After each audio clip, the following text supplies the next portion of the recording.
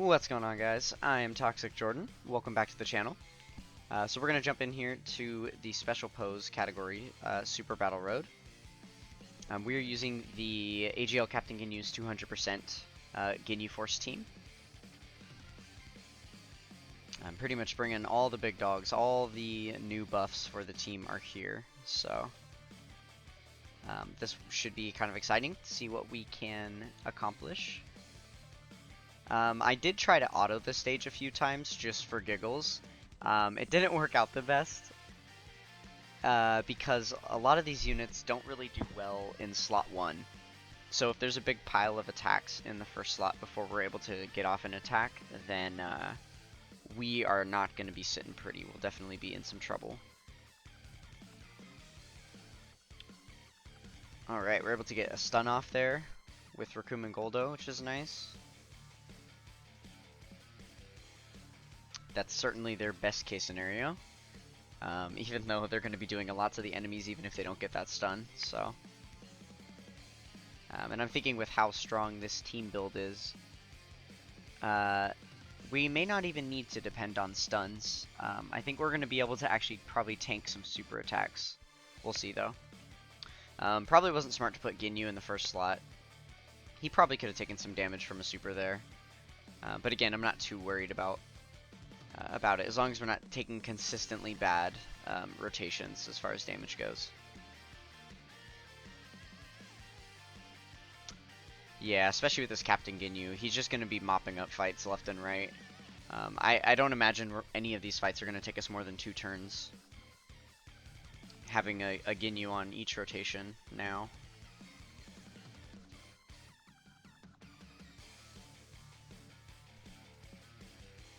Alright, so we'll put Raccoon and Goldo first slot for sure. Having type advantage and whatnot. Grab all these type orbs, even though I don't really think it's going to make a difference. We are at max HP already, which is, wow, almost 600,000. That's really impressive. Pretty much everything about this team is so good. Like, they have a lot of HP for the team, which is partly, in part because of the 200% leader skill. There's like no weak units on the team at all. There's probably like, I want to say like 8 or 9 S tier Ginyu Force units in the game now, with the entire free-to-play squad being easy aid, and then the physical LR being easy aid, and the Dokkan Fest unit that came out along with the 2 banner banner units as well.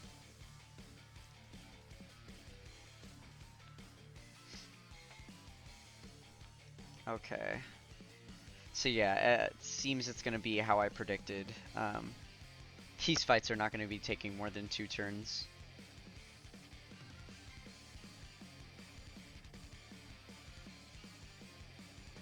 Man, these teams are so impressive. And like, it's really cool that the utility is so widespread as well.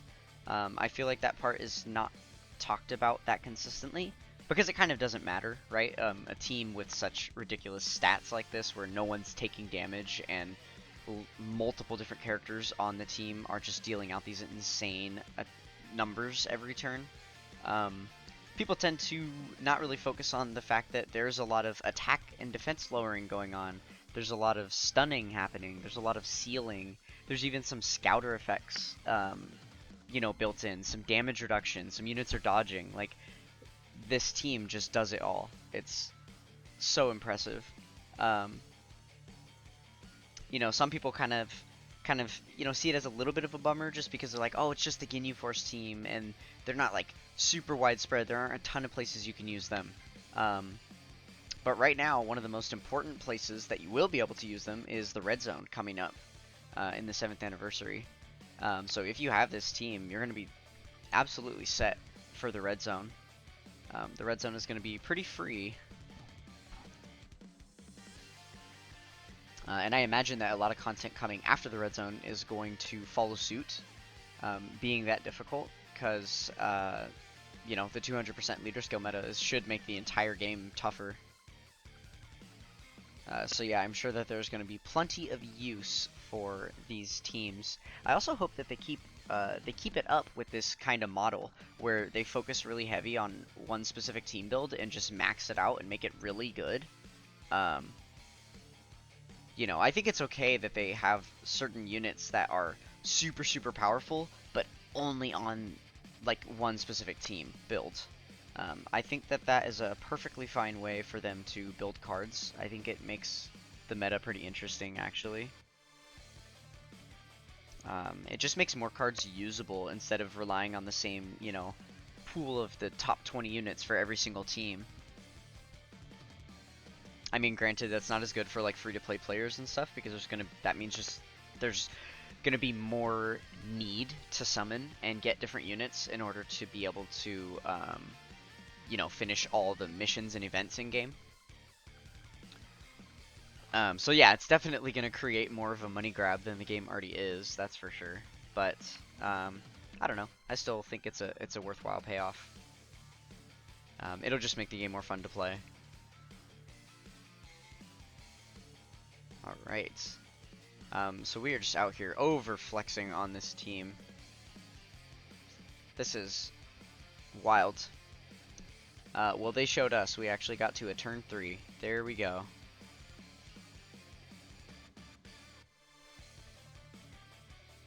I really feel like this stage is autoable. I think I might have just gotten bad luck the first 2 times that I tried to auto it, because this was incredibly easy. I mean, the special pose stage was not built for a 200% leader skill. It was barely built for a 170% leader skill, because that category is so bad in comparison to like the Ginyu Force team. And so there we go. We've beaten it in 6 minutes. My previous record was 22. Yeah, the Ginyu Force team is cracked, to say the least. So let's actually go into the box here and check out the special pose box. So let's see. Okay, so if we take all these units off, what are we looking at here?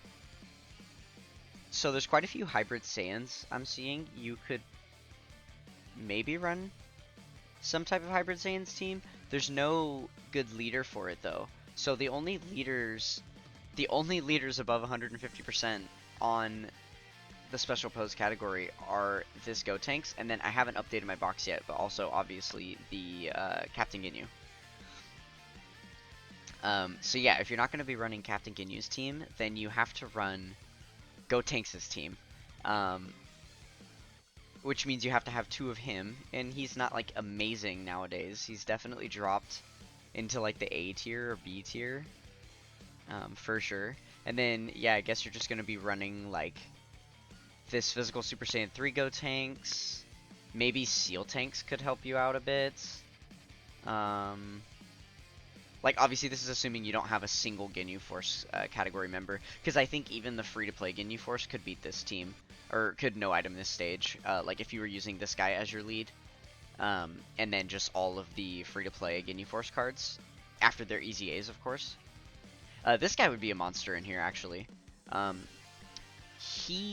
think with him on the team, you actually could get it done with the Gotenks team, because this AGL Gotenks is stupid. Like, if he's going to be dishing out 2 or 3 stuns every time he's on rotation, then you're really not going to have an issue getting through this stage at all. So yeah, I don't know. I guess it definitely could be no-itemed without the Ginyu Force stage. Certainly would be some actual effort, though, to say the least. Alright, well, that is going to go ahead and do it for the video today, guys. I hope you enjoyed that breeze of a run through Special Pose. A nice little break from all the brain work that I've been doing, putting these crazy teams together for some of these other stages. So yeah, that is going to finish it up for today, and I hope you guys enjoyed. I will catch you in the next one. Peace.